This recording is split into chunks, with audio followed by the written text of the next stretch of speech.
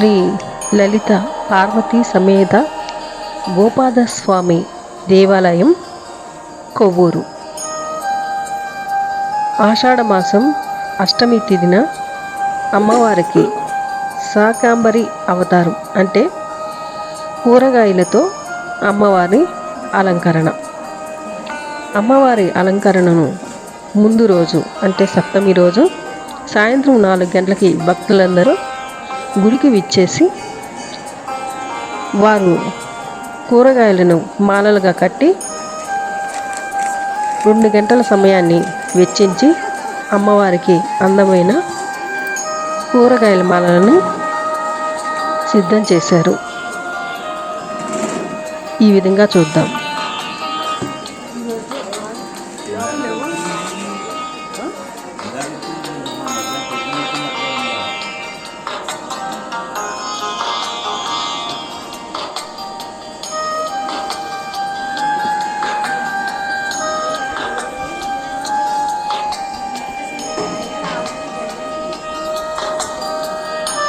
కూరగాయలు, ఆకుకూరలు,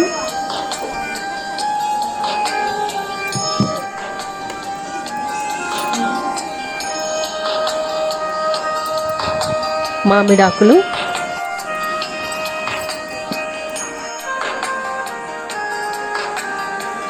అరటిగెల, పరమశివునికి బిల్వదళాలు, వీటితో లక్ష బిల్వ పూజ చేస్తారు. అమ్మవారికి కరేపాకు దండ మాలగా కట్టి అమ్మవారి మెడలో అలంకరించుటకు భక్తులు సిద్ధం చేస్తున్నారు. అన్ని రకాల కూరగాయలతో వంకాయ, కాకరకాయ, దొండకాయ, క్యారెట్, బంగాళదుంప, బెండకాయ, కూరగాయల్లో ఎన్ని రకాలైతే ఉన్నాయో అన్ని రకాల మాలను భక్తులు తయారు చేసి ఉంచారు. అమ్మవారి మీద ఉన్న ప్రేమ, భక్తి, విశ్వాసం, నమ్మకం అన్నీ కలగలుపుకొని వారు ఎంతో ఉత్సాహంతో భక్తులు గుడికి విచ్చేసి తమ ప్రేమని, భక్తిని ఈ విధంగా చాటుకున్నారు.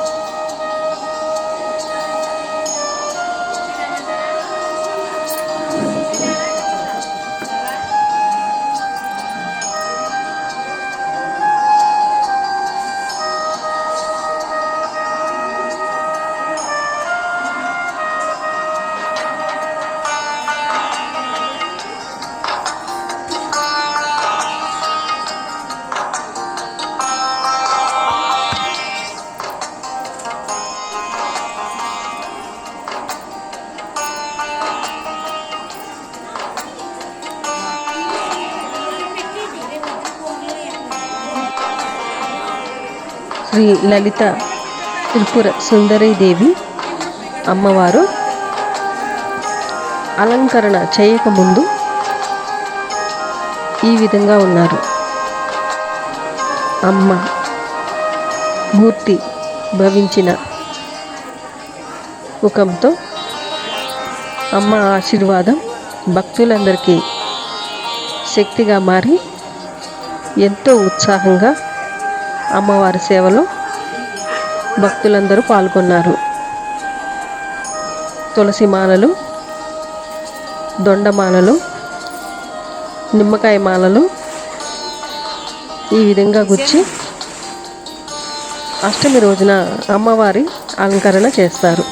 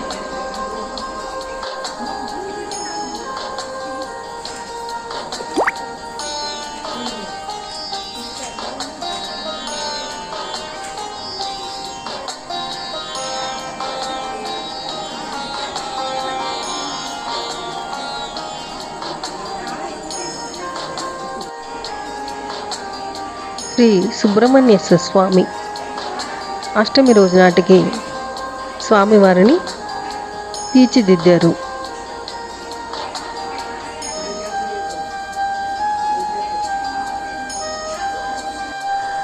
ఆషాఢ మాసం అష్టమి రోజున శివాలయం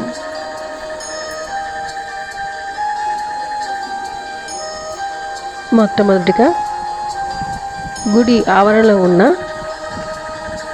కోనేరులో స్వామివారి దర్శనం. గుడి లోపలికి వెళ్ళిన తర్వాత శ్రీరాములు దర్శనం. ఇక శాకాంబరి అమ్మవారి అలంకరణ చేసి కూరగాయలతో అమ్మవారి విగ్రహాన్ని సంపూర్ణంగా కూరగాయలతో అలంకరించి భక్తుల సందర్శనార్థం ఆ గుడి ఆవరణలో అమ్మవారి చిన్నమ్మ విగ్రహాన్ని ఉంచారు.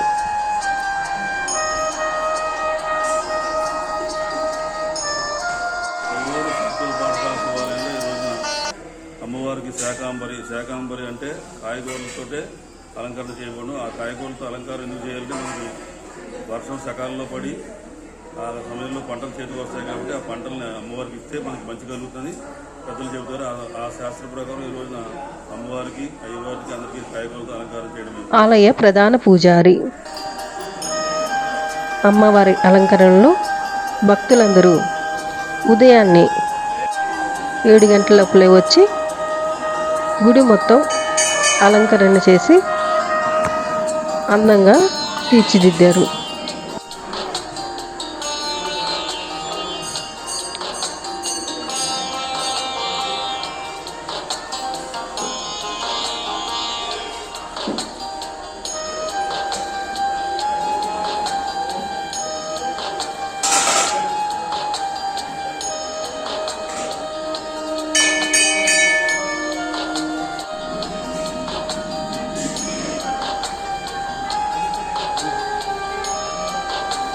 శివాలయంలోని సూర్య భగవానుని విగ్రహం సాలగ్రామ దేవతలు.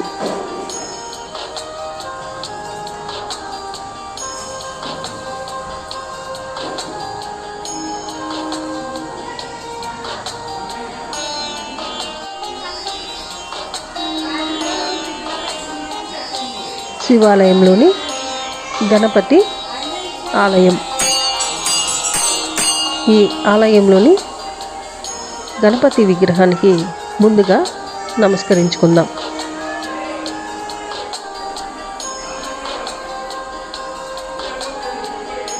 తరువాత మరో దేవాలయం సుబ్రహ్మణ్య స్వామి ఆలయం. ఇంతలో శ్రీ గోపాదేశ్వర స్వామికి రుద్రాభిషేకం జరుగుతున్నది.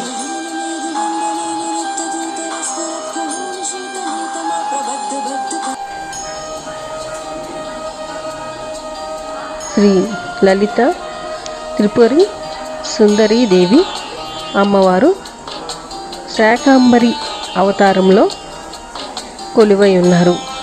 అమ్మవారి దర్శనం చేసుకొని తరిద్దాం.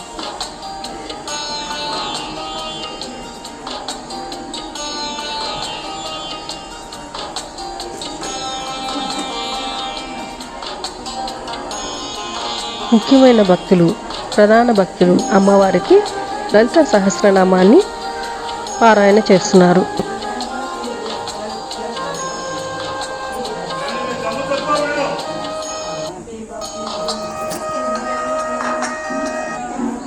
ఈ ప్రపంచంలో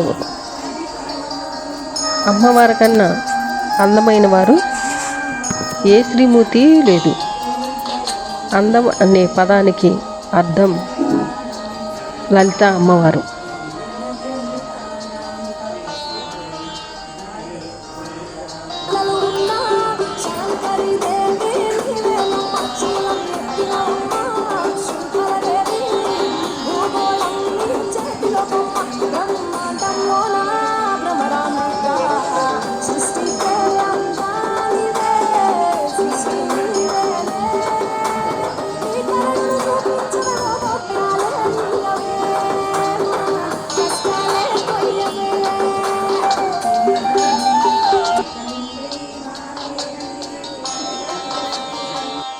శాకాంబరి రూపంలో శక్తి స్వరూపిణిగా అమ్మవారు కొలువై ఉన్నారు. ఈ లోపున అయ్యవారిని కూడా చూసేద్దాం. నందీశ్వరుని ఎదురుగా ఉన్న ఆ పరమశివుని రుద్రాభిషేకం అయిపోయిన తర్వాత పశుపతికి అలంకరణ చేస్తున్న దృశ్యం. లోపల అమ్మవారి విగ్రహం పార్వతీ మాత.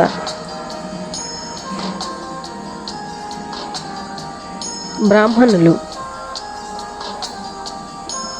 పరమేశ్వరుని అలంకరణ చేస్తున్నారు.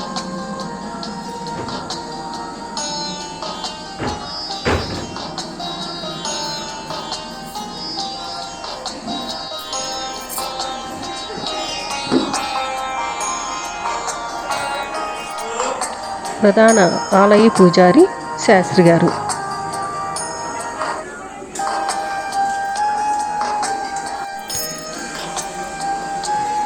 శివాలయంలో కొలువున్న నవగ్రహాలు. ఈ నవగ్రహాలు చుట్టూన 108 ప్రదక్షిణాలు చేసిన ఎటువంటి వారికైనా దోషాలు నశించును.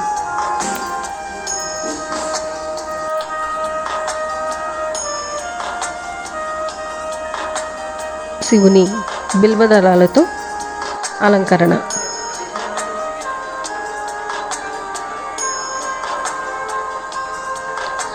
ఇక గుడి బయట ఉన్న రావి చెట్టు,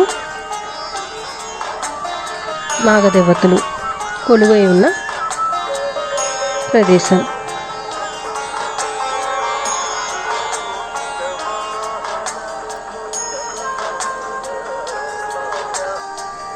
శివాలయంలో మరో పక్క గోశాల. గోసేవన చేస్తే మనకున్న జాతకంలో ఎన్నో దోషాలు నశించును. పూర్వజన్మలో చేసిన పాపాలన్నీ కూడా నశించును. గోసేవ కన్నా ఏ సేవ మిన్నది కాదు.